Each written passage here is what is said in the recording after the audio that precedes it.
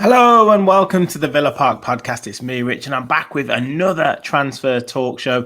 We did one last night talking about some of the latest rumours, and there was more to cover as well. So I thought I'd do an extra one. And there's been a little bit more news this morning about another big name player for Aston Villa who's linked with a move away. More strikers linked and also more defenders, and another young European star who is being linked to Aston Villa. So we will get into it. But firstly, make sure you smash the like button and please hit that subscribe button. Help us continue on the road to 6,000 subscribers. We're only just over 200 away now. So please do help us get there. Like, subscribe, and get your comments in, your thoughts on the latest players linked to come to Aston Villa or move away from Aston Villa. So Morgan Rogers this time, and we know that this is going to happen. There's been reports of Aston Villa being the biggest club at risk of falling foul of the PSR regulations, and we know that the UEFA squad cost rules will come into play for Aston Villa as well. Not saying that Morgan Rogers is a huge contributor to the squad cost rules, but certainly would impact PSR, judging by the fact that we only paid sort of 10 to 15 million pounds for him with add-ons, and we're probably looking at around 75 to 100 million pounds in terms of a transfer fee should someone want him. So yeah, it's been talked about Arsenal now looking at him.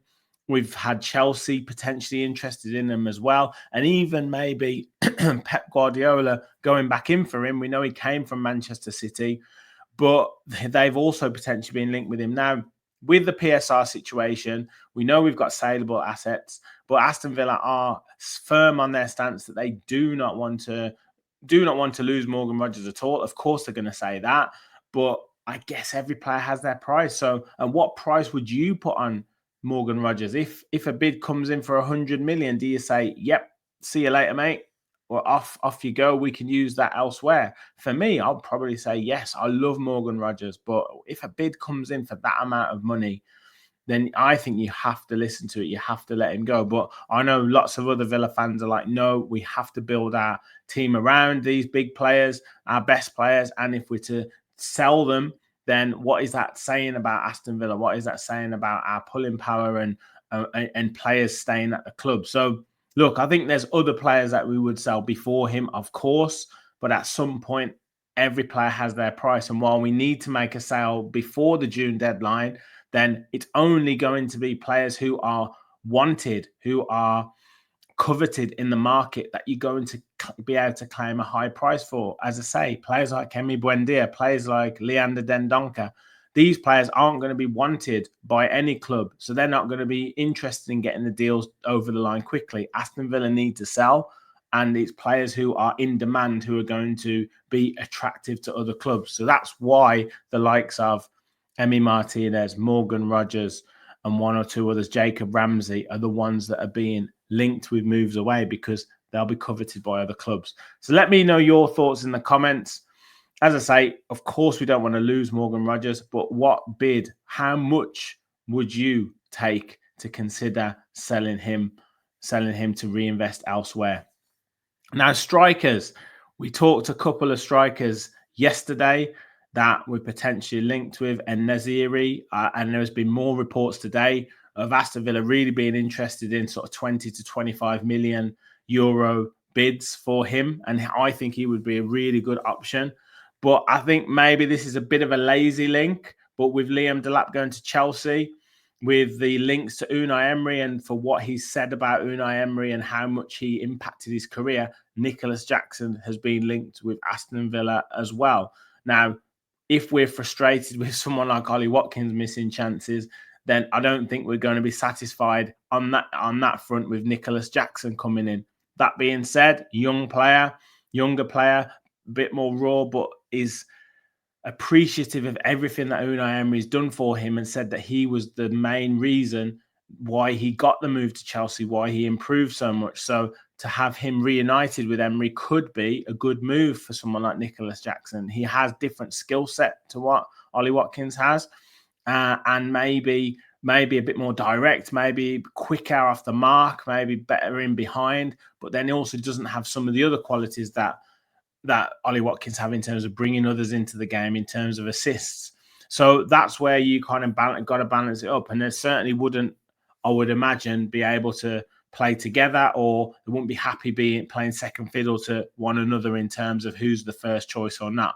But in terms of his stats, 24 goals in 65 Premier League appearances, 19 caps for Senegal. Or, as I say, he was at Villarreal, got 12 goals in 35 appearances for them. But looking at his statistics, he has been a bit injured this season and has a bit of a in and out and frustrating season. And we know the last game he played for Chelsea in the Premier League, he got sent off against Newcastle and didn't help their cause for qualifying for Champions League. Of course, they did it in the end, but had 28 starts, 30 appearances, 10 Premier League goals, 1 headed, 1 left foot, 8 with the right foot, 5 assists and 6 big chances created. So has brought other players into the game, and did have a time where he linked really well with Cole Palmer.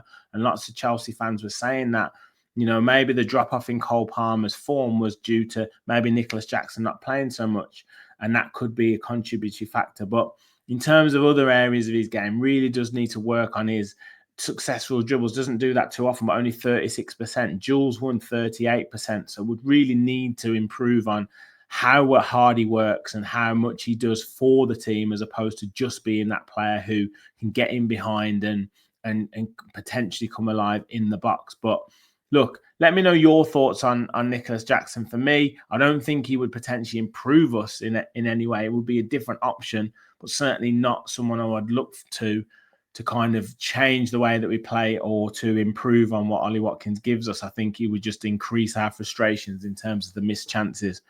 But that being said, football now is all about statistics, and we don't look at what other things that they bring to the game, particularly strikers. We just go, how many goals, how many assists, and that's fine. But there's other elements and other things that they might bring out of other players that we need to take into consideration as well. Now, the other player, I don't think we have much of a chance of signing this player, but maybe we've been used as bait. Maybe we're used to trigger other clubs. But Hugo Ekitike, and he was linked heavily with Newcastle a couple of seasons ago, but didn't decide to go there. And I don't know if it's Newcastle who pulled out of the deal, but has gone on and really, really blossomed and done very well. 22 years of age, 6'3", being at Eintracht Frankfurt after a loan spell made permanent from PSG. So got 25 goals on loan, 25 appearances on loan at PSG, and scored 3 goals in the league between 2022 and 2023. And then only 1 appearance between 23 and 24 for PSG. Went on loan to Eintracht Frankfurt in 2024, got 4 goals in 14 games for them, then signed permanently and has played 33 times, scoring 15 goals this season. Hasn't yet made an appearance for France in terms of a full cap, but has got 5 under-21 caps and scored 5 goals. So again, a player who has probably capitalized on his potential, now looking for that next big move to really cement that. And in terms of his SofaScore statistics, let's take a little look at that. 53 million euro market value according to SofaScore. Positioning, anchor play. I guess that's bringing other players into the game, if you like, or holding up the ball, if you want to be go into the older terms for it. I'm an old man. Finishing, again, something that we need. And look at his sort of map all across the pitch. So obviously likes to bring others into play, but also quite heavy into the box as well. So 33 appearances, 31 starts, 15 goals, as I said before, 16 big chances missed. So again, gets himself some great positions, but would be wanting to improve on that a little bit more. 15 goals from inside of the box. So again, comes alive inside the box. 10 with the right foot, 3 with the left foot, and 2 headed goals, 8 assists and 12 big chances created. So he's done very, very well this season for Eintracht Frankfurt. And we know they had a great run in the Europa League as well. 76% in terms of accurate passes, 85% in his own half and 72% in the opposition half. 2.6 ball recoveries per game, so it does work that little bit harder than, say, Nicolas Jackson. And then his successful dribbles, so that's probably a strength of his. Almost 2 per game, 46% in terms of successful, and 41% in terms of total duels won. So again, a little bit higher than a Nicolas Jackson. So for me, I don't think that this would be a signing that we could make because, in terms of Champions League clubs, They're the ones that are interested in him as it stands. So that will be a little bit more difficult to get done. Numerous clubs interested in. Chelsea are looking to go for him, as well as obviously signing Liam Delap. So that's going to be a real sort of roster of strikers. And that could be the reason why Nicolas Jackson is maybe looking for a move away from the club, particularly if they sign him. And I've heard of Omega as well. They're interested in him as well. So Chelsea looking to clean up in terms of younger strikers or younger players across Europe as well. So let me know your thoughts. Nicolas Jackson, Hugo Ekitike, what do you think on that? And do you think there's any realistic chance? We talked about Ollie Watkins potentially not moving anywhere. And Naziri, for me, still seems like the main player. I would be looking for him if I'm being completely honest. Now, moving towards the defence, we know Tyrone Mings signed a new deal. Ezri Konsa, obviously a stalwart. Pau Torres, is there a little question mark over him? And one or two other young players coming in, Ozcan coming in, but we probably do need that experienced centre-back to come in. And again, linked last summer, Joe Gomez, not really featured at all very much this season for Liverpool. Only something like 9 Premier League games appeared in this season, only 6 starts. And plays right back or centre back. So we've seen, Emery operate with a sort of centre back hybrid at right back in some games, but has moved more towards this attacking full back option at the moment. So don't know whether he quite fits that, but could he come in as cover for Ezri Konsa? Now that could be a pretty good move. I think looking at around about the 20 million mark still, but hasn't really played too much football. Only still 28 years of age though. And we know England pedigree, 149 games for Liverpool, comes in when needed, but would probably be looking to, I guess, get more regular game time. Now, would he get that at a club like Aston Villa? We've got Europa League coming up. We would want to probably do well in the Cups as well. So would probably get a fair bit of game time. It's difficult for me to say whether he would be a good signing or not, because you're signing someone and you probably don't really know how many minutes you're going to get out of him. And would you be prepared to waste that money or spend that money, I guess, and it potentially be a waste? Or would you put the time and effort into someone like Ozcan, who's 18 years of age, 19 years of age, and bring him through? Although, could he be a player that goes back out on loan? We've done that with numerous younger players, and they don't have a lot of time to impress Unai Emery. We saw what happened with Nedeljkovic. Can't come in, does okay, doesn't quite fit the bill for Emery, sends him out on loan. It looks like he's going to move away now. So you don't have a lot of time to impress. So that would be my, not concern, but that would be Ozcan's challenge. Joe Gomez, you know what you're getting, but are you going to get enough minutes out of him? Let me know your thoughts in the comments. Now, we've talked about a couple of Italian defenders, and another one who's linked with Aston Villa is Federico Gatti of Juventus. Now, this could be an interesting one.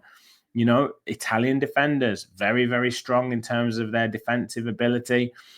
How well they would translate to the Premier League with kind of the different ways that they foul players, the different sort of mentality that Italian teams have, but could be interesting. Old school defender, I would imagine that's what Italy like to produce. 6'4", 80 times he's played now for Juventus, scored 5 goals, also went out on loan to Frosinone in 2022 and played 17 times and scored 2 goals, and then been at various clubs as a junior.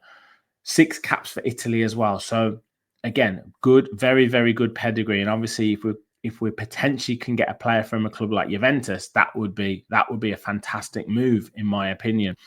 And 24 million market value, can still play that similar position to what Gomez does. Right-sided defender, can play right back or right centre back. And look at his heat map here, predominantly on that side as well. 26 starts, so more starts obviously than a Gomez. 1 goal this season from inside the box and with his right foot and actually won a penalty. 95% in terms of passing accuracy, 97% in his own half, 91% in the opposition half. Tries the odd long ball, 51% accuracy, part of 9 clean sheets, 3.7 ball recoveries per game, 2.5 clearances per game, only really 2 errors across the season, and 57% in terms of total duels won, 58% aerial duels won. I don't know whether that's good or bad with being 6'4", Maybe wanting to improve that a little bit, but still pretty strong. And only 2 yellow cards as well. So that's very good for an Italian defender. And his strength looks like ground jewels. So yeah, could be a really good move for someone like him. And it has, again, been reported that we are interested. So that could be one that Monchi is maybe looking to get some value out of the deal. Now, finally, another young star across Europe that we've been interested in is Jesus Rodriguez of Real Betis. And I think he's attracting quite a lot of interest from a number of clubs. Featured 20 times since 2024 for Betis in the league, scoring 2 goals, and has represented Spain at under 21 level. Now, we know our record. We know Monchi's record for bringing in young players, for potentially blooding them in the first team or sending them out on loan. So this could be a really exciting move. And there's some sort of link with Manchester United that I've tried to look into, but I can't remember can't see. Maybe that would fund that. Us signing Rodriguez would help them to get rid of Anthony to Betis. Maybe that's the reason. But plays on the left-hand side, looking at his predominantly down the left, but can switch wings and operate on the right. 15 starts this season, which isn't bad for a 19-year-old. 2 goals he scored in the Liga, both with his right foot, so cuts inside off that left-hand side. Didn't have any assists. Didn't really create any big chances either. So that would be something, I guess, as he improves in terms of his productivity. 76% in terms of accuracy, 78% in his own half, 72% in the opposition half. 39% in terms of successful dribbles, but does win duels as well. So a very hard-working player and someone, I guess, who's technically good, quick, and would develop under someone like Unai Emery. It fits the bill, doesn't it? Has had first-team experience at a young age. Maybe a bit of a rough diamond that could be polished. Could be an exciting signing. So would you be interested in someone like a Rodriguez to add to the roster of highly promising young talent that we are signing? Morgan Rogers, how much would it take for you to consider maybe letting him go? Is he a part of the coveted players that numerous clubs will want? And would we need to consider something before that June the 30th deadline? Let me know in the comments. Joe Gomez, Federico Gatti, centre-backs, right-sided centre-backs, would they fit the bill for you? And finally, in terms of striking options, Nicolas Jackson or Hugo Ekitike, are they potential realistic signings for Aston Villa? Would you want to see them? Or if Ollie Watkins stays, do you want to see someone like En-Nesyri that we covered yesterday? Let me know your thoughts in the comments. Thank you all for watching. Hit the like button, hit the subscribe button on your way out. Help me on the road to 6,000 subscribers. We'll be back with potentially more transfer talk shows. And we've also got a live show just rounding up the latest after the season's finished on Sunday night. So make sure you stay tuned for that. Thank you all for watching. And as always, remember, we all follow the Villa.